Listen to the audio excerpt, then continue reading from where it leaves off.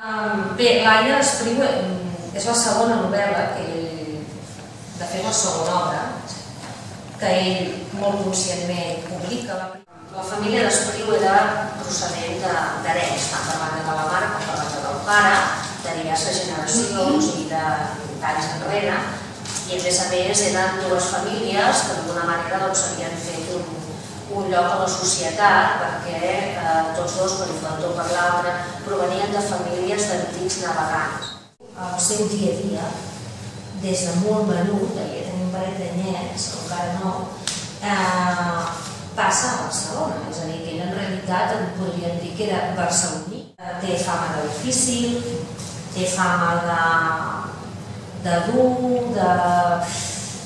porta l'etiqueta de poeta de la mort, de poeta racional, en porta tanta. En narrativa jo penso que l'Aire, vaig recomanar l'Aire, era un bon llibre per entrar en l'estudi. I en poesia, Cementiri de Síria.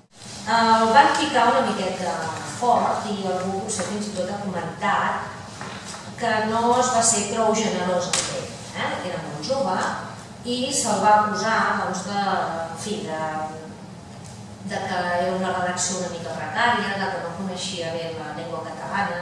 És una novel·la que trenca una manera d'escriure, ja l'anterior ja ho feia, trenca completament amb el tipus de novel·la de narrativa que en aquell moment, diguéssim, era la que es portava, era la dels noucentistes, que diríem tot era molt més formal, tot era molt més mesurat, tot era, com si diguéssim, molt més amable.